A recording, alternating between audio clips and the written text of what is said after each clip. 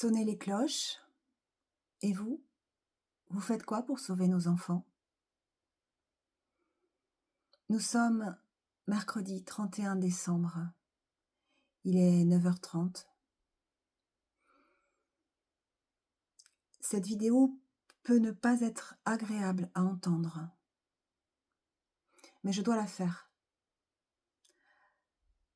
Je dois la faire pour sauver tous nos enfants.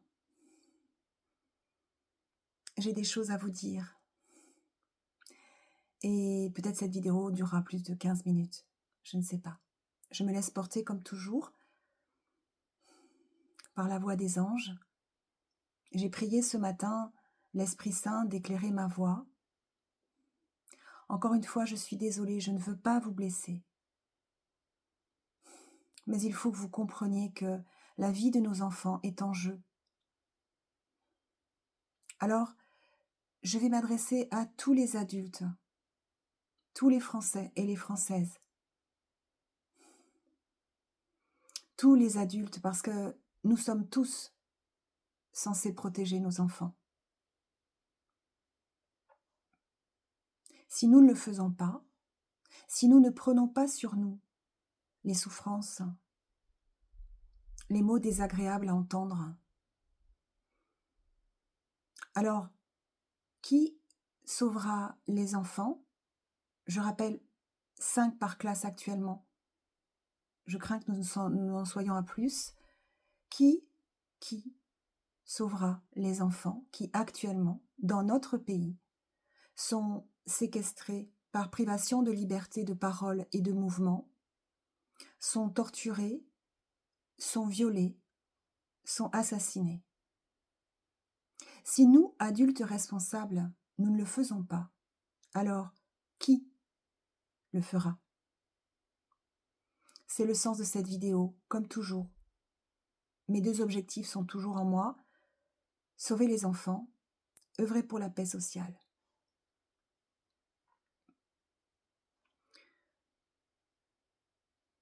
Avant tout, je remercie les adultes qui ont la force de témoigner de ce qu'ils ont vécu enfant. Notamment, dernièrement, Arnaud Gallet, Nicolas Bourgoin, Adrien Borne, Didier également, dans ce documentaire qui a été réalisé par Nicolas Bourgoin. Merci de porter haut la voix, vous, les hommes, qui avez été victimes enfants. J'ai cité ces 4-là, mais il y en a d'autres. Et je veux vraiment les remercier parce qu'on oublie trop souvent que les garçons sont victimes, autant que les filles finalement. On oublie trop souvent que la majorité sexuelle est décalée de 15 à 18 ans dans le cas d'inceste. On oublie trop souvent de dire que des garçons, des jeunes gens, des jeunes filles se sacrifient, se mettent en bouclier, acceptent, enfin non, accepte, c'est vraiment pas le mot, non, se soumettent, se sacrifient au viol qu'ils subissent de leurs géniteurs, au-delà de 18 ans, pour protéger les plus petits qu'eux, les plus vulnérables. Voilà. Ils sont là, les exemples à suivre. Elle est là, la vraie bravoure. Moi, j'ai du courage. Mais la bravoure, c'est mes enfants qui l'ont. Mes enfants, les vôtres, parents responsables et parents protecteurs qui vous battez depuis certains des années, parents complètement inconscients qui ne veulent pas entendre la vérité de la bouche de leurs enfants et les condamnent au silence.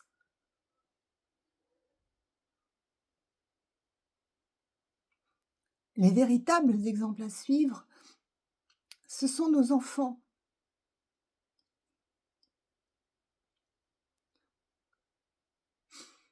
C'est pour eux que nous devons nous battre. C'est eux que nous devons sauver en priorité des griffes des tyrans. et des bourreaux. Et pour ce faire, il n'y a qu'une seule solution. Il faut mettre à terre cette secte pédocriminelle et satanique, franc-maçonnerie et psychanalyse, qui, du haut de l'État, domine le peuple français. Alors oui, peut-être je vais être désagréable dans cette vidéo. Oui, peut-être que je vais vous secouer les plumes. Moi, les anges le font aussi régulièrement. J'appelle ça sonner les cloches. Je vous raconterai ultérieurement. Le deuxième livre est en cours, les textes sont magnifiques, je suis en train de les retranscrire, c'est pure merveille.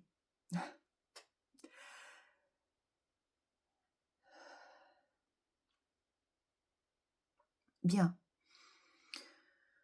Je vous remercie pour les messages que vous m'envoyez. Les messages de soutien.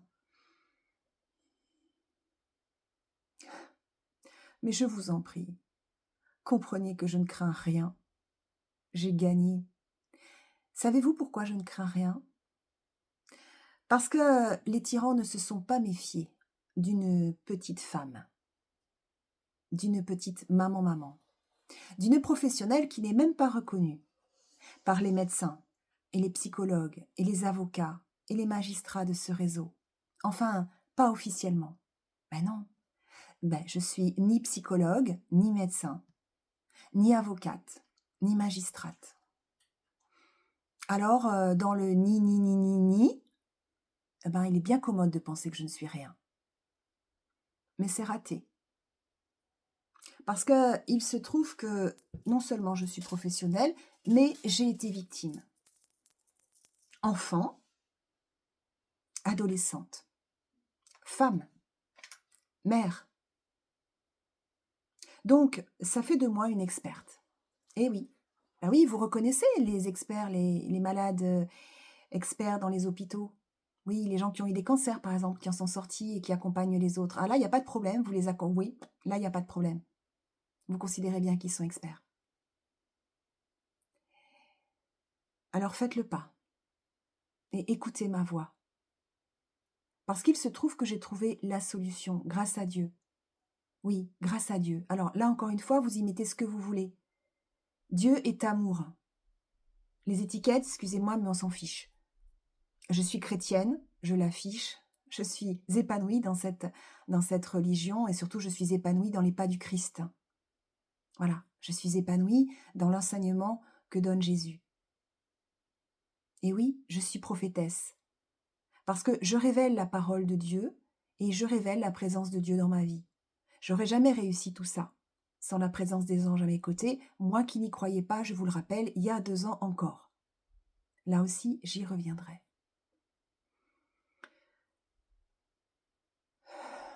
Donc, vous, les professionnels de ce réseau, LinkedIn, vous faites le constat. Ah oui, vous faites les constats de toutes ces mères qui sont désenfantées, qui souffrent. Vous faites le constat des pères aussi qui sont accusés à tort de pédocriminalité. Vous faites le constat du nombre de féminicides. Vous faites le constat du nombre d'enfants violés qui ne cesse d'augmenter. Vous faites le constat du nombre de plaintes de classement sans suite pour viol qui ne cesse d'augmenter. Vous faites le constat du nombre d'adultes victimes enfants qui ne cessent d'augmenter, vous faites le constat, oui, des constats, vous en faites plein. Et après, vous faites quoi? Est-ce que vous voulez bien vous poser enfin les 2 questions salvatrices? Pourquoi? Pourquoi? C'est bien de faire les constats, mais maintenant, allez plus loin. Pourquoi? Pourquoi on en est là en France? Pourquoi les pédocriminels sont protégés dans notre pays? Pourquoi la violence est exacerbée dans notre pays? Pourquoi les tueurs de femmes et les violeurs d'enfants ne sont-ils pas condamnés au juste prix?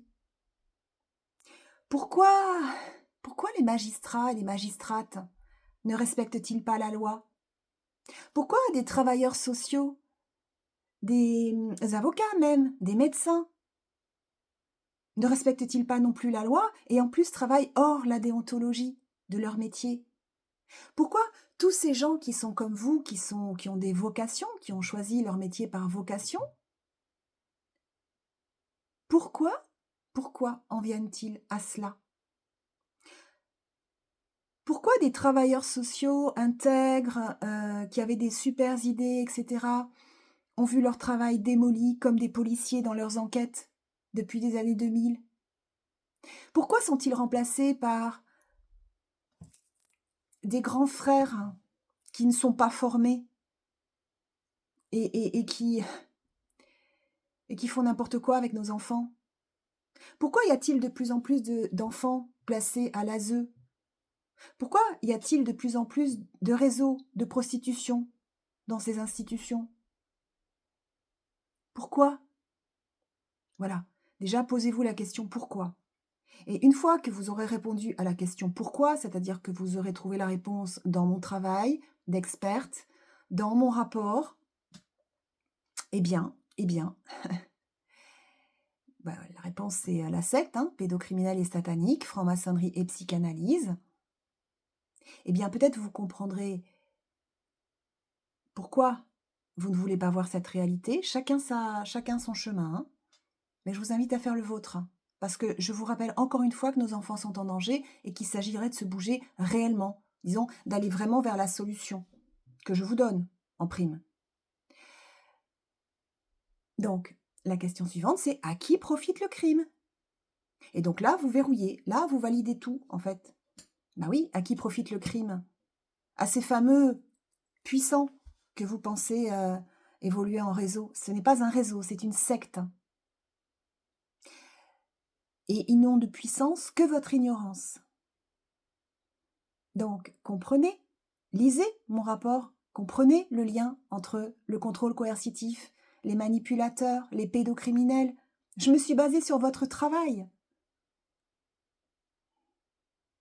La Civise 1, Andrea Greve Vintila, Muriel Salmona, et j'en passe. Réagissez. Parce que là, il est temps vraiment de passer en fait à la vitesse supérieure. De passer à l'action, mais surtout dans la solution. Libérez les otages. Libérez les professionnels qui, autour de vous, sont pris en otage. Et pour ce faire, il n'y a qu'une seule façon. Donc là, je m'adresse aussi aux parents protecteurs et je vais être aussi potentiellement désagréable, j'en suis désolée. Mais ça ne sert à rien de vous lamenter, hein. Non. Alors, je suis désagréable et j'ai tout traversé moi aussi. Donc, je me permets de l'être. Ça ne sert à rien de vous lamenter, ça ne sert à rien de vous acharner à écrire des conclusions, à écrire, voilà, ou à porter plainte contre un tel ou un tel. Ça ne sert à rien d'aller en cassation, ça ne sert à rien d'aller en cour d'appel, ça ne sert à rien. Voilà. Donc il va bien falloir que vous l'entendiez parce que là, vous y perdez toute votre énergie et pendant ce temps, vos enfants, ils sont encore dans les griffes des tyrans. Donc vos enfants, ils attendent qu'une seule chose en fait, bah, que vous passiez à l'action, mais l'action efficace. Et encore une fois, je vous donne la solution. Donc, je veux prendre mon rapport. La solution, je vous l'ai donnée. Donc, elle est là, dans ce rapport. Je rappelle que le sommaire est en fin de page. En fin de... Ah, il y a toujours un sommaire. D'accord? Je rappelle que j'ai déjà fait des vidéos en ce sens qui s'intitulent « Intérêt de porter plainte pour harcèlement collectif dans chacune de vos affaires ». Et là, je vais vous expliquer pourquoi moi, je n'ai plus peur. Et pourquoi moi, Sophie Alric, je ne crains plus rien. Et mes enfants non plus. Donc ça sert à rien de m'envoyer des messages pour me dire « Oh là là, courage, oh là là, faites attention, oh là là, sortez surtout jamais sans votre chienne, oh là là, mettez euh, vos documents à l'abri. » Bon, alors là, je tiens à vous rassurer, ça fait bien longtemps déjà que mes documents sont à l'abri. Ils sont dans plusieurs mains, des mains expertes, des mains sûres, des mains qui parfois ne sont pas encore libres d'agir, mais bientôt le seront. Donc, soyez rassurés. Je ne crains rien, pourquoi? Eh ben, je ne crains rien parce que, à l'inverse de Olivier Marleix, qui a été assassiné, avant que son livre ne paraisse, D'accord? Son livre devait paraître en septembre. À l'inverse de Coluche, qui a été assassiné, alors qu'il commençait à dire des vérités, mais qu'il n'avait rien réellement prouvé. À l'inverse de Éric Fortier, mon frère de cœur, qui a été assassiné dans un faux accident d'hélicoptère, parce qu'il voulait dire des vérités qu'il avait comprises de ce que je vivais et certainement ma sœur de cœur, mais ne pouvait encore rien prouver. À l'inverse de plein d'autres lanceurs d'alerte qui ont été assassinés avant même d'avoir pu aller jusqu'au bout de leur mission, et c'était bien volontaire parce que au passage, les tyrans, en fait, font peur aux autres lanceurs d'alerte et aux résistants, qui sont donc obligés de se cacher. À l'inverse de tous ces gens, moi, regardez, mes preuves, elles sont là. Oui. Pourquoi? Parce que les tyrans, ils se sont pas méfiés d'une petite maman. Ils se sont pas méfiés d'une petite femme. Parce que Dieu, oui, il va chercher dans le peuple des personnes humbles pour plusieurs raisons. Peut-être parce qu'on n'a pas trop eu le temps de se faire, disons, corrompre par l'argent, et puis aussi parce qu'on passe inaperçu. Oui, les rois et les reines, au sommet là, ils ne regardent que les gens de leur cour. C'est pour ça qu'ils assassinent des Olivier Marleix, des Maxime Tessier, etc., parce qu'ils ne voient qu'eux. Et oui, effectivement, ces gens leur ont fait de l'ombre, et hommage à leur mémoire, et je vous garantis que les enquêtes seront menées et bien menées, et les enquêtes qui ont été bâclées seront rouvertes. Aucune mémoire de résistant ne sera oubliée. Aucune. Ni de résistant, ni de personne intègre qui a laissé sa vie pour la justice humaine. Donc, effectivement, Dieu a choisi une petite maman, une femme, et c'est pas pour rien, certainement, pour vaincre le titan. Une femme et ses 2 enfants. C'est important de le préciser, parce que mes enfants sont grands. Anna a 28 ans, Jules a 17 ans. Cela signifie qu'ils comprennent parfaitement ce qu'ils vivent. Et moi, ça me donne de la force aussi. Et notre amour nous donne de la force à tous les 3. Parce qu'à tous les 3, nous sommes en train de vaincre cette maudite secte. Et je n'ai plus rien à craindre. Parce que mon imbécile de géniteur, KR, a cru qu'il pouvait maîtriser lui seul la situation. Mon imbécile d'ex-mari, Arnaud Bonjour, a cru qu'il allait pouvoir m'anéantir en violant mon enfant. Mes frères, mon père, mon ex-mari, mon ex-beau-père ont cru, là, tous ensemble, dans leur petite bande de criminels, ils ont cru qu'ils allaient pouvoir me dominer, m'anéantir, me soumettre à coups de violence, sans cesse. Ah oui, je vous confirme, des coups j'en ai pris. Et d'ailleurs, ça sert à rien de me dire « Oh là là, je me fais du souci pour vous sur cette vidéo, vous aviez pas bonne mine. » Non, j'ai pas toujours bonne mine. Je suis en état de stress post-traumatique, mais regardez la lumière. Regardez-moi. Regardez les autres vidéos où je rayonne. Et oui, il y a des moments qui sont difficiles. Et alors? Pas vous? Ça m'empêche pas de me relever. Et au contraire, d'être plus forte à chaque fois que je me relève. Et encore plus déterminée à sauver nos enfants. Donc, Dieu m'a appris à transformer toutes les épreuves en preuves. Donc, à chaque fois que les tyrans m'ont donné des coups, eh bien, j'ai prouvé les choses par écrit, par des échanges de mails, par des échanges de textos, par des documents en tout genre, des documents que j'ai reçus en retour, dont certains me font vraiment bien rire. Parce que, un petit exemple au passage, lorsque l'on reçoit de l'EMIC, équipe mobile d'intervention de crise, waouh, les shérifs de l'hôpital marchand psychiatrique de Toulouse. Alors eux, ils interviennent pour hospitaliser les gens de force et d'office. Oui, sur la demande des familles. Alors dans mon cas, ben, en fait, ils ont essayé de contacter mon psychiatre qui avait très bien compris ce qui se passait et qui évidemment n'a pas répondu. Ça s'appelle un code de déontologie pour le coup. Mmh. Et bien, ces gens ont conseillé et ont guidé mes enfants. Oui, là aussi, j'ai un texto de ma fille qui me confirme ça. Donc elle me dit bien, voilà, nous sommes aidés, conseillés par l'EMIC qui nous soutient et nous écoute. Alors cette super structure, elle m'a pas appelée. Moi, j'ai essayé de les appeler, hein. Je leur ai demandé ce qui se passait. Mais eux, ils n'ont pas donné suite. Quand je leur ai demandé de façon officielle qu'ils me donnent mon dossier médical, eh bien, il m'a été répondu que je n'avais pas de dossier médical puisqu'ils ne m'avaient pas contacté, ils ne m'avaient pas rencontré. C'est bien de le reconnaître. Mais par ailleurs, que j'avais un dossier anonymisé et crypté pendant 2 ans. On est en France. Je vous rappelle qu'on est en France. Donc évidemment, j'ai saisi la CNIL et la CNIL m'a dit: «Oh non, non, non, on ne voit pas ce qui cloche». J'ai saisi le Conseil d'État, donc Emmanuel Macron. «Oh non, non, non, on voit pas ce qui cloche». C'est merveilleux, n'est-ce pas? Donc tout ça, ça constitue des preuves. Alors, je ne vais pas vous les montrer une par une parce que d'abord, il y a une enquête qui est en cours.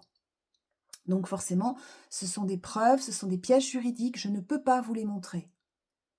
Mais vous pouvez me croire sur parole, avec plus de 2 500 pages de pièces jointes. Donc, ben, autant de preuves pour chacun et chacune, ça va faire mal.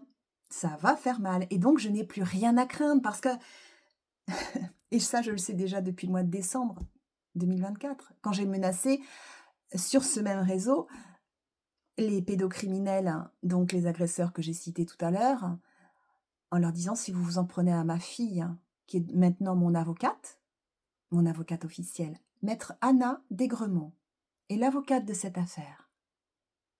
Donc là, je l'ai protégée, en fait. Vous comprenez? Parce que s'ils s'en prennent à ma fille, déjà, ça peut faire mal, mais à une avocate investie dans la lutte contre un réseau pédocriminel, waouh! Mmh. Bon courage, les tyrans. Et j'ai fait pareil pour mon fils. En fait, en révélant sur ce réseau les vérités, en donnant les noms, eh bien, à la fois, je freine les criminels et à la fois, je libère les otages. À ce titre, vous, les professionnels que j'ai cités dans mes plaintes, et notamment dans les articles LinkedIn que j'ai faits, puisque je ne fournis pas les plaintes, je n'ai lu que la plainte qui a été classée pour, comment on dit? Ah oui, prescription sur les messes sataniques que j'ai vécues. Oui, oui, il y a prescription. Assassinat d'enfants, viol collectif, torture, non. Et non, après 30 ans, ça compte plus. Bon, bah là aussi, hein, vous imaginez bien qu'on va revoir tout ça. En tout cas, les professionnels que j'ai cités, est-ce que vous avez bien compris que vous êtes protégés maintenant? Est-ce que vous avez bien compris que vous ne craignez plus rien? Est-ce que, est-ce que vous avez bien compris, en fait, que vous êtes libérés? Oui, parce qu'ils peuvent plus s'en prendre à vos enfants. S'ils s'en prennent à vos enfants ou à vous-même, comme à moi ou au mien, bah, leurs noms, ils sont cités dans ma plainte. Ce sera facile de les identifier. C'est pour ça qu'ils ne bougent pas. Il y en a un d'entre vous qui me dit: «Mais pourquoi ils vous ont pas assassiné encore?» Ben, alors, au début, ils m'ont pas assassiné, bah, parce qu'ils pensaient qu'ils allaient réussir à me détruire et à me faire plonger dans un suicide forcé. Ensuite, ils ont pensé qu'ils allaient pouvoir m'interner de force. Raté, Dieu veille. La psychiatre de garde a bien certifié que justement, j'étais en état de stress post-traumatique, absolument pas malade psychiatrique ou bipolaire. Comprenez qu'à chaque fois, ils se reprennent le boomerang dans le nez. Et ah oui, ils ont aussi, bah, oui, ils ont essayé de me mettre en prison. Ils ont essayé de me casser à coups de garde à coups de garde à vue, dans des conditions immondes.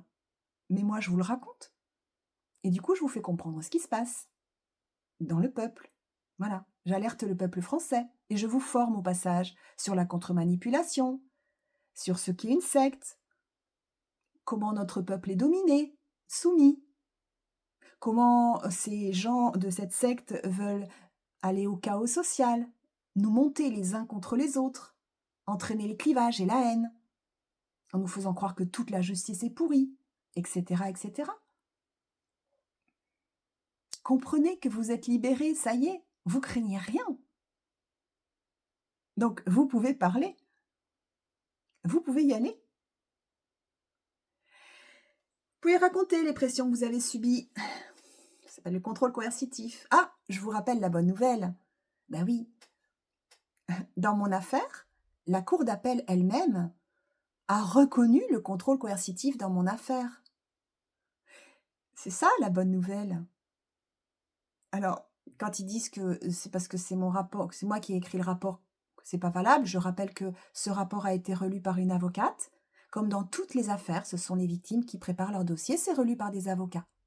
Donc, c'est merveilleux parce que le tribunal de Toulouse, la cour d'appel de Toulouse, reconnaît que l'on peut être victime de contrôle coercitif et que cela peut justifier une ordonnance de protection pour moi, ma fille qui est majeure, professionnelle, avocate, et mon fils qui est mineur.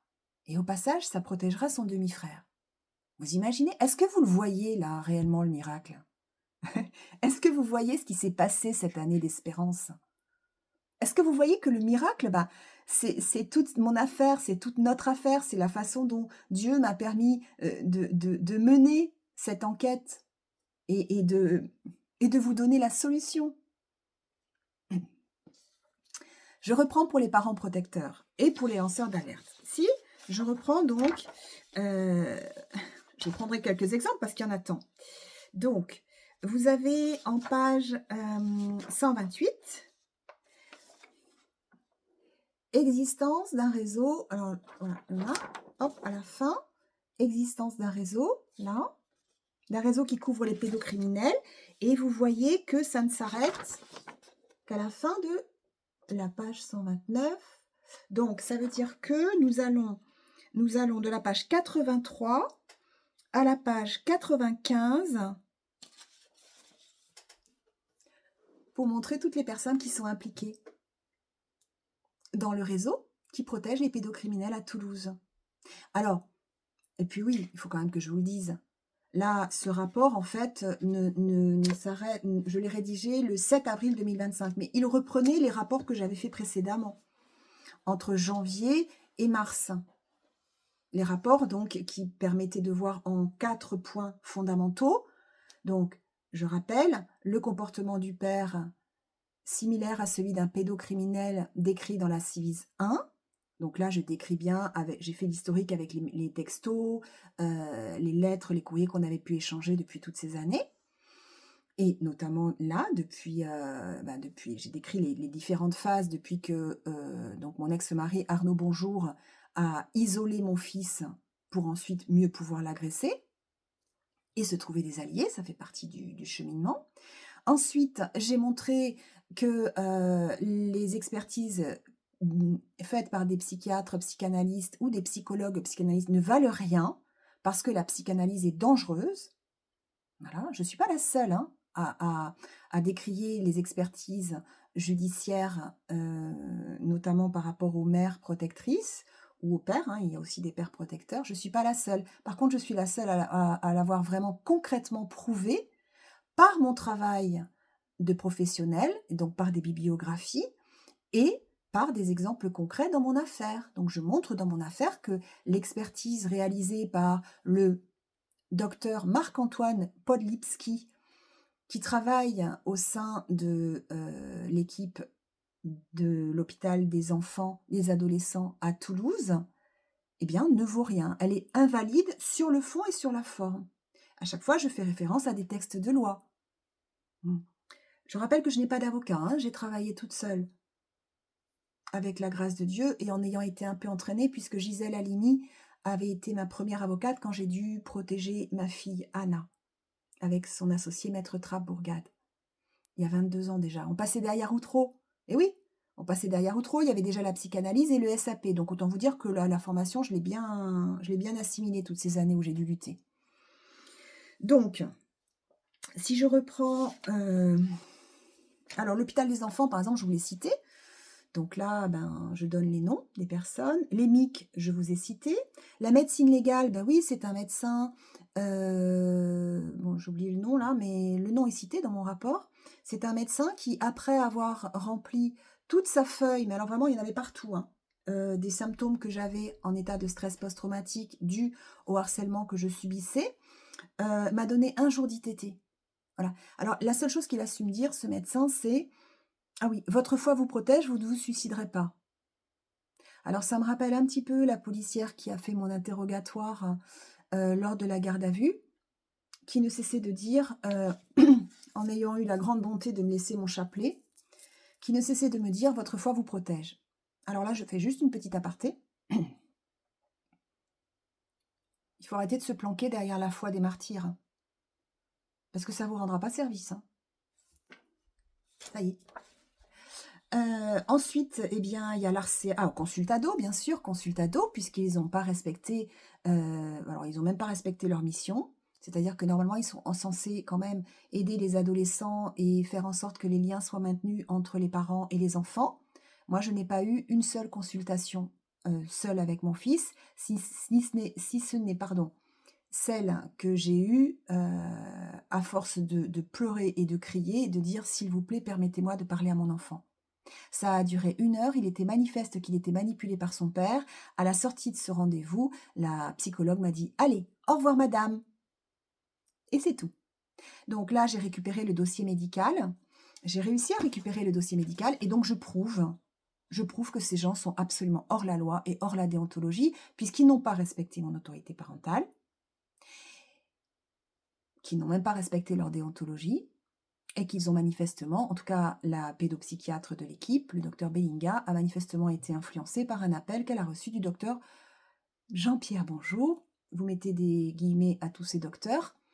Donc, mon ex-beau-père, psychiatre, psychanalyste, lacanien, expert auprès des tribunaux de Toulouse et de Montauban. Je pense qu'il a fait beaucoup de dégâts. D'ailleurs, je vous invite à regarder les noms, s'il a fait votre expertise psychiatrique. Je pense que vous avez de quoi faire des recours. Il a travaillé jusqu'à plus de 80 ans, hein. Ouais. Mmh. Sous prétexte que les tribunaux avaient besoin de lui. Mmh. Donc les MIC, je vous en ai parlé. L'ARCEA, bah oui, ce sont ceux qui sont censés, bah, contrôler le travail de Consultado. Merci bien. La CRIP, parce que donner, dire simplement qu'en fait, on peut pas faire un signalement parce que Consultado est en place, alors qu'il y a tous les éléments pour le faire. Je suis désolée, mais ça tient pas. Il faudra vous en expliquer. À chaque fois, il y a des noms, hein, parce que ce sont pas des encore une fois, ce ne sont pas des institutions, ce sont des personnes dans les institutions ou dans les professions libérales qui devront s'expliquer. Bon, il y a des professionnels de la justice, bien entendu, puisque tous les services du tribunal judiciaire ont eu mon dossier et donc il faudra qu'ils s'expliquent pourquoi ils ont rendu des jugements, des ordonnances hors la loi, hors la déontologie, par exemple, sans tenir compte, de mes propres conclusions ou en tenant compte de l'expertise du docteur Marc-Antoine Poblitsky, alors qu'il est cité dans ma plainte en pénal et donc que son expertise ne doit plus être citée ni considérée. Pourquoi par ailleurs ils n'ont pas considéré les documents que j'amenais pour dire que je suis en bonne santé mentale, si ce n'est l'état de stress post-traumatique, validé par une évaluation CAP5, donc qui estime effectivement l'état de stress post-traumatique sévère dans lequel je suis suite au désenfantement et aux violences que je subis de la part de tous ces professionnels. Je ne juge pas, à part certains, vous avez pu le constater. Voilà, et qui donc, bah, en fait, il y a un parti pris manifeste. C'est comme en fait, si vous voulez, vous connaissez l'expression «pisser dans un violon»? Ben, c'est ça. Quand on est d'un parent protecteur en France, à ce jour, nous pissons dans des violons.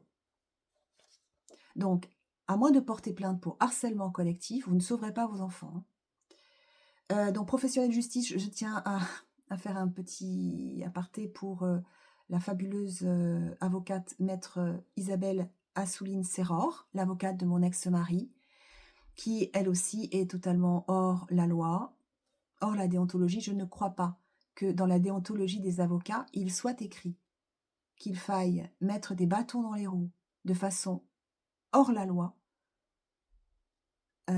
voilà, et notamment influencer les magistrats. influencer les magistrats en leur faisant peur. Par exemple, au milieu d'une audience: «Oh, vous vous rendez compte, madame la juge? Madame Alric, elle donne les noms. Vous imaginez si votre nom paraissait sur la liste, madame la juge, vous imaginez?» Voilà, ça s'appelle de la corruption. Ouais, ça s'appelle, en fait, je sais pas, il doit y avoir un terme juridique, je l'ai pas exactement, mais en tout cas, c'est pas légal, hein. Donc après, bah, il y a l'UMO. Alors là, l'UMO aussi, c'est un cas particulier parce que je prouve, en tout cas, j'interroge pourquoi lorsque, j'ai un premier rendez-vous avec l'UMO, déjà, il y a une influence donnée et un regard attendri porté sur le père. Pourquoi, malgré tout, on me dit: «Oui madame, on a bien compris, vous êtes une femme admirable, vous vous êtes battue seule, mais merci, mais vraiment maintenant on est là, allez danser, allez vous détendre». Ça, c'était le 22 ou fin mai 2025. Pourquoi la responsable m'invite à même m'encourage à faire un nouveau signalement au niveau du juge des enfants pour signaler que le père, ben, met mon fils dans les mains de mon propre géniteur qui est un pédocriminel. Voilà, donc je fais cela, j'ai la preuve parce que j'ai un texte, j'ai tout gardé, hein, je garde tout. Donc là, j'ai un post-it avec l'écriture et les conseils de la responsable de l'UMO. Donc il faudra m'expliquer pourquoi, après des grandes vacances passées où l'éducatrice et l'assistante sociale se retrouvent en burn-out, bah, je le dis, hein, on peut le dire, parce qu'en fait, ça, c'est le cas quand il y a un serpent dans l'équipe. En fait, il en suffit d'un. Alors, il y en a qu'un qui est resté dans le bateau, là, pendant tout cet été, où ils étaient censés protéger mon fils et mener l'enquête, soi-disant. C'est le psychologue. Ouais, monsieur Cabanel. Il faudra qu'il s'explique lui aussi de son rapport, parce que j'ai eu accès au rapport par le juge des enfants. Et là, quand même, il y a aussi un parti pris pour le père. Je juge pas, hein, je constate simplement. Quant à la responsable, il faudra qu'elle m'explique pourquoi en septembre, il m'a été dit que en fait mon fils était en crise d'adolescence, c'était pour ça qu'il voulait pas communiquer avec moi et que oui madame, vous êtes en grand danger effectivement, ils sont terribles avec vous. Mais non, votre fils craint rien dans les mains de ces gens. Voilà. Ça c'est du factuel, je prouve les choses factuellement. Je ne porte pas de jugement, mais il faudra que ces gens s'expliquent. Après, quand tu as porté plainte contre moi, je ne cite pas les personnes, mais il y a effectivement des personnes qui ont porté plainte contre moi. 7 en tout. 7 personnes ont porté plainte contre moi sur tout ce listing, donc je vous rappelle plus de 90 professionnels. Ils ont porté plainte contre moi sous prétexte que je les menaçais et je tentais de les intimider. Alors, c'était exactement au moment où moi, je tentais de protéger mon enfant. Et n'ayant pas d'avocate, oui, j'ai pu envoyer des mails. Et oui, j'ai eu cette démarche de porter plainte pour harcèlement collectif. Alors encore une fois, non pas pour condamner, mais encore une fois pour freiner les criminels et libérer les otages. En attendant, 7 personnes ont porté plainte contre moi pour ces griefs. Sur ces 7 personnes, seulement 2 plaintes ont été retenues par le procureur et les griefs ont été largement diminués à outrage à magistrat. Ben, ce qui sera plaidé lors du procès qui aura lieu le 12 février 2025, 12 février 2026. Alors, ce qui me fait un peu sourire, c'est que c'est le jour où Marine Le Pen passe en procès, en tout cas fait en sorte de pouvoir être éligible. Alors, on verra bien comment ça va se passer. On verra bien ce que Dieu nous réserve. En tout cas, ben, d'un côté la haine, de l'autre l'amour et la paix. La haine et la guerre, l'amour et la paix. On verra bien. En tout cas, non, non, non. Vraiment, je suis tellement respectueuse de tous vos métiers que, quels qu'ils soient, que vraiment, non, on ne pourra pas, je ne pense pas être condamnée pour outrage à magistrat. Je continue, contrôleur de l'UEMO, l'AEMO également, qui dès le départ a pris un parti pris, donc dès le départ, j'ai dû signaler qu'il y avait un parti pris. Voilà, des policiers, des professeurs, des professionnels de l'établissement scolaire du Caousou, qui est entièrement sous contrôle coercitif. Alors là aussi, je le dis, ben l'ancienne, madame Grandry, qui était l'ancienne, directrice de cet établissement, était une femme formidable. Elle avait une équipe magnifique. Je salue aussi Marlène au passage, qui a été l'institutrice de ma fille et qui a osé, qui toutes les 2 et avec, comment elle s'appelle? Marie?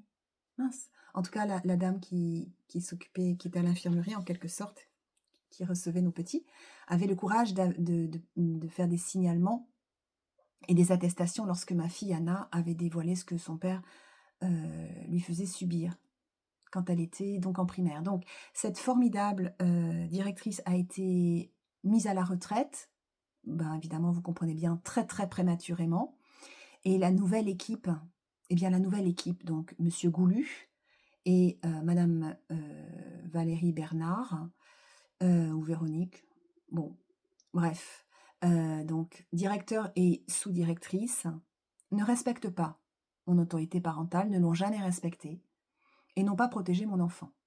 Donc, il faudra qu'ils s'en expliquent eux aussi, il faudra que d'autres, professionnels s'expliquent de leur comportement. Toujours est-il que, voilà, ça fait beaucoup de monde, hein. Vous avez vu, ça fait beaucoup de monde parce que là, on était à 130 quand j'ai porté plainte. Donc 130, ça fait 50 personnes de mes proches qui devront expliquer pourquoi, connaissant les éléments et les faits, ne se sont-ils jamais, jamais manifestés auprès de moi. D'accord? Alors, il y a des ex, il y a des personnes de ma famille, il y a également des anciens amis qui ont pris totalement parti pour le père immédiatement. Je signale également que, si vous tapez mon nom sur, Google, vous tombez sur une salle de yoga qui s'appelle Malabar Princess. Alors, je vous remercie de ne pas tenir compte, de cela, car, cette salle de yoga qui est, dirigée par Hélène Périmont et Stéphane Dumont, qui étaient en fait des anciens amis. Effectivement, ces personnes m'avaient proposé, de faire une formation au sein de leur, salle de yoga lorsque je venais de divorcer. Dès que mon fils a été isolé, dès qu'il y a eu des soucis, par rapport à mon enfant, ben, ils se sont plus du tout manifestés. Si ce n'est Stéphane Dumont pour essayer de comprendre, comment, j'étais sortie d'amnésie, ce qui s'était passé et cetera et cetera. Alors, sachant que nous évoluons dans une secte, hein, et que les personnes qui évoluent, les anciens amis, donc Stéphane est un très ancien ami de mon ex-mari, ils se sont rencontrés à 16 ans et ils ont fait du baseball ensemble et ils sont encore dans le club de baseball plus ou moins, Stade Toulousain, de Toulouse. Donc, sachant que nous évoluons dans une secte, je vais être très claire. Je leur ai demandé dès le départ d'enlever mon nom de leur site internet et ils ne le font toujours pas. Donc, je vous remercie de ne pas considérer que j'ai quoi que ce soit à faire avec ces gens. Bien au contraire, ils sont cités dans ma plainte. Et Stéphane Dumont a pris ouvertement parti pour le fils, pour le père de mon fils, puisqu'il a fait une attestation que celui-ci pouvait produire en justice. Il ne l'a pas fait, mais Maître Assouline ne s'est pas privé de me la montrer juste avant une audience pour tenter, j'imagine, de me faire peur et de m'intimider. Raté encore une fois. Donc, il y a aussi des religieux qui sont cités dans mon affaire.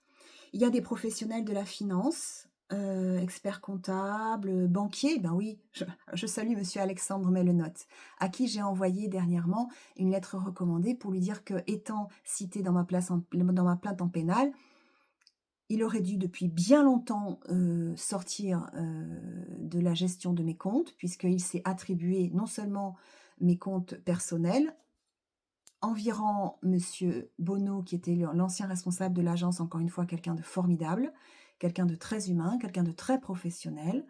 Il a également évacué monsieur Bernard, qui s'occupait de mes comptes professionnels, et ce banquier, donc monsieur Alexandre Mellenotte, et ben lui, tranquillement, il a pensé qu'il pouvait prendre la gestion de tous mes comptes.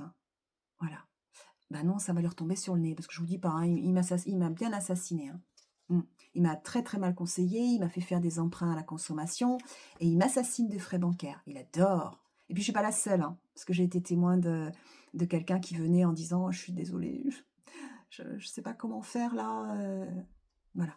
Ben oui, parce que ces gens, en fait, ce qu'ils aiment, c'est assassiner les petits et c'est trucider les personnes honnêtes. Donc ben, quand ils peuvent écraser, ils y vont. Avec un petit sourire, en fait. On les voit parce qu'ils ont un petit sourire, ils jouissent, littéralement, au sens littéral du terme, lorsqu'ils anéantissent. Voilà, l'entourage amical, ben voilà, je vous en ai cité. Puis après, il y a des rencontres, des rencontres opportunes. Il va falloir qu'ils s'expliquent aussi, c'est quand même étrange. Des gens que j'ai croisés qui tombaient un peu comme des cheveux sur la soupe, vous savez. Oh, je vais t'aider, je vais t'aider, je vais t'aider. Bon, on verra. En tout cas, vous avez bien compris que donc ma plainte, elle est complète. Alors là, il y a donc on s'arrête au 7 avril, ça s'est encore complété. Donc maintenant, honnêtement, j'en suis à plus de 500 personnes. Parce que ça va faire, en fait, vous savez, bah, ça va faire boule de neige. Les criminels vont avoir du mal à s'expliquer. Ça va être compliqué pour eux. Surtout qu'il y aura d'autres affaires dans lesquelles ils seront cités.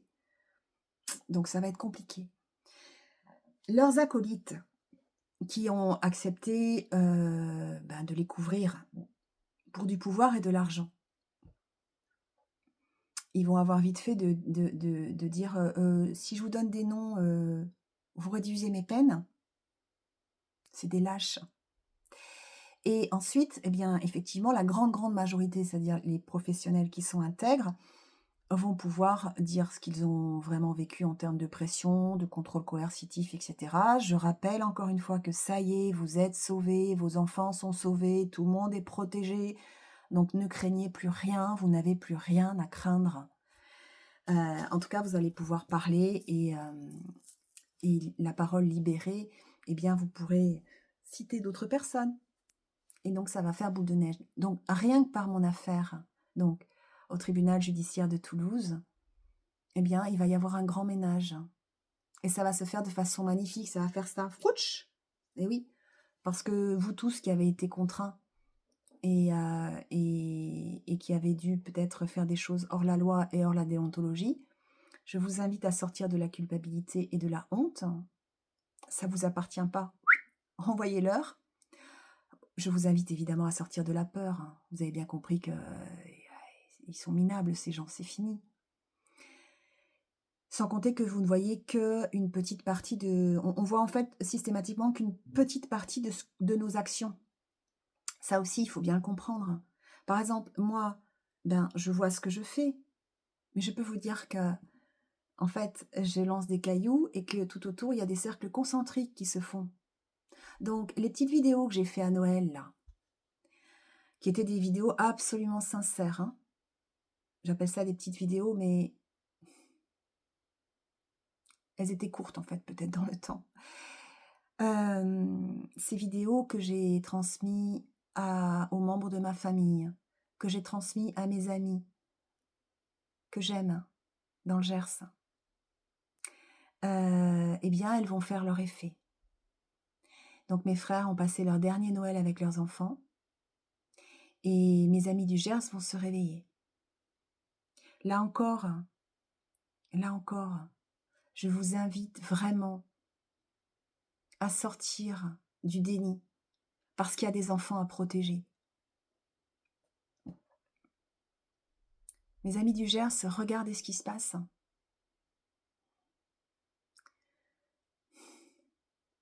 Regardez Charles, écoutez-le. Écoutez Héloïse qui est témoin impuissante. Comprenez. Pour la mémoire de Caro, comprenez. Qui est Manu et qui est Pierre.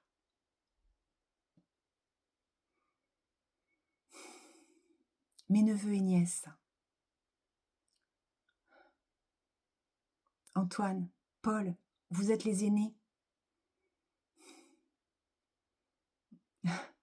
Vous m'avez demandé, mais pourquoi tu nous as pas prévenus avant? Antoine, tu m'as appelé. Pourquoi tu m'as pas prévenu avant? Pourquoi tu nous as pas dit? Pourquoi tu nous as pas protégés? Pendant de longues heures, je t'ai expliqué. À tous, je vous ai donné les preuves. Tous, vous me connaissez. Je suis Tati Sophie et je n'ai pas changé. Et si vous étiez attiré par moi quand vous étiez petit, à coup de «Ah, il a dormi avec toi une nuit, moi deux, moi j'en veux deux. Vous vous rappelez?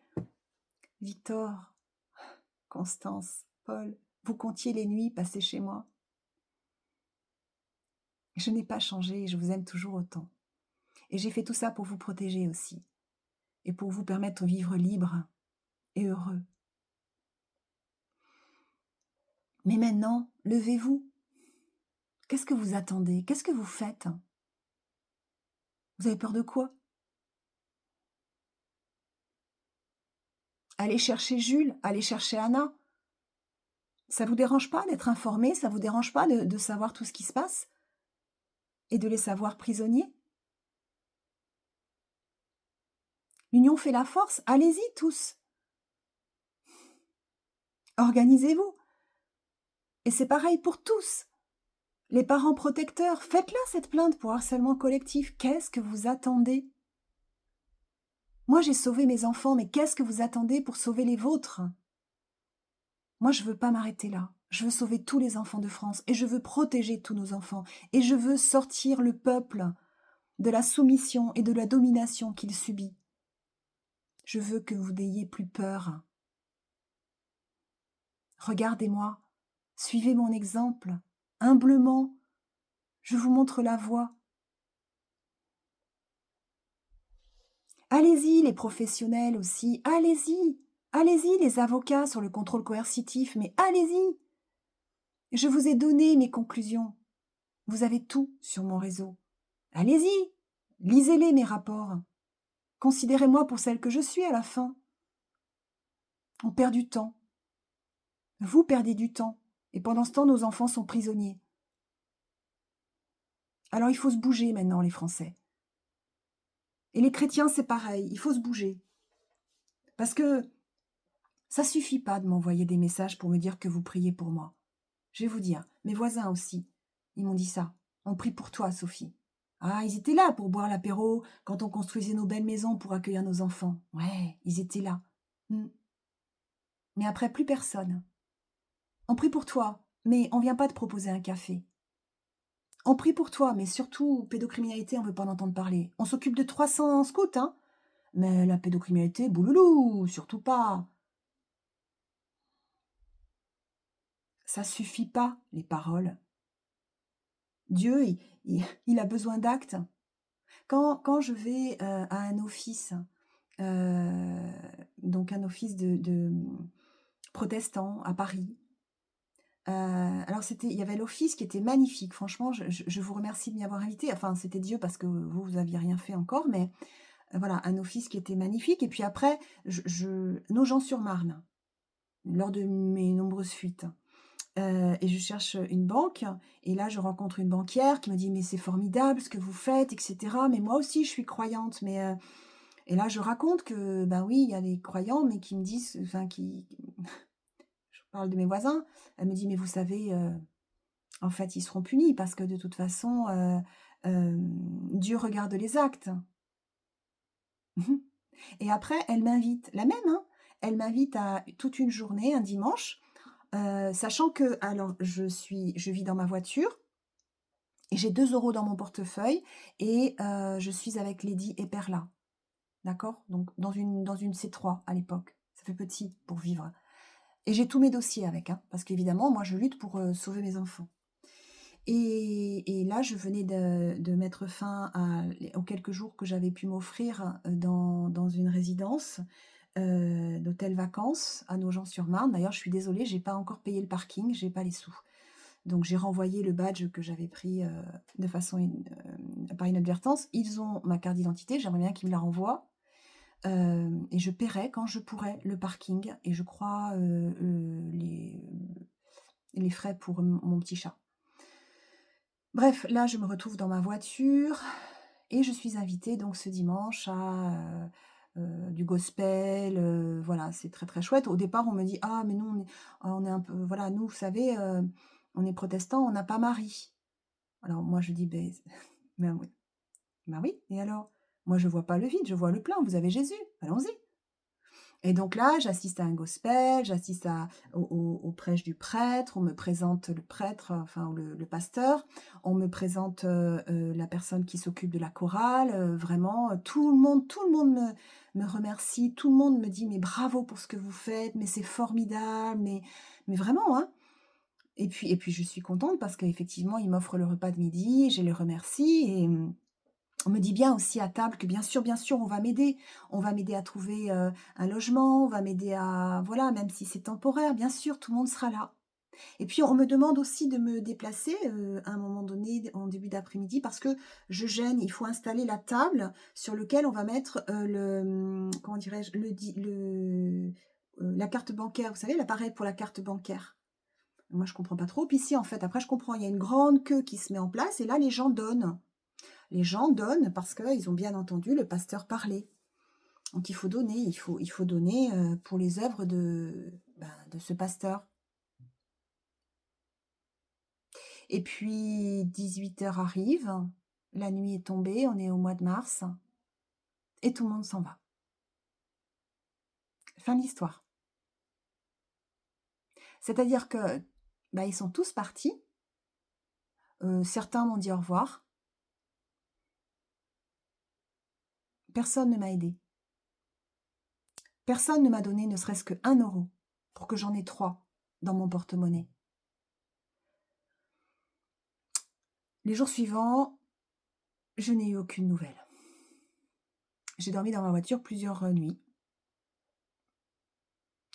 Donc, ben, je suis désolée, mais Jésus, il y est pas là. Et moi, ce qui m'a blessée le plus et d'ailleurs j'en ai fait un post, heu, c'était pas tant ce qui m'était fait à moi, parce que moi je sais que je vais sortir de cette situation, je sais que bientôt je serai riche, que l'argent sera pas un problème, je sais tout ça. Mais ce qui m'a fait mal, c'est que vous ayez tous sous les yeux une personne qui a besoin de vous, une personne qui quand même en plus est honnête et intègre, se bat pour vos enfants, pour notre société et que vous m'ayez laissé dehors dans la rue. Alors dans ma voiture, Dieu soit loué. Heureusement, j'ai une voiture. Et je finirai sur ça. Je veux faire des conférences à travers la France. Je veux pouvoir publier mon deuxième livre, Prophétesse. Vous verrez, les textes sont magnifiques parce que c'est ce que je suis. Je suis prophétesse.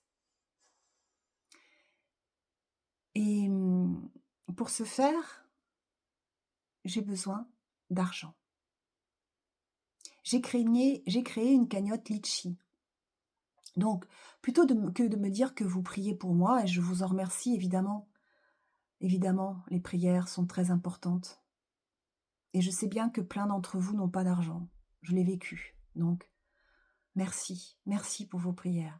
Mais pour tous les autres qui se sont servis de la carte bancaire, là, tous ces mois qui viennent de passer, ou tous ces jours en tout cas, vraiment, je vous remercie de faire un prêt, parce que je vous rappelle que j'ai évalué précisément la somme que je vous demande sur Litchi à 46 000 € parce que ça servira de preuve. En fait, je l'ai ça aussi détaillé au centime près.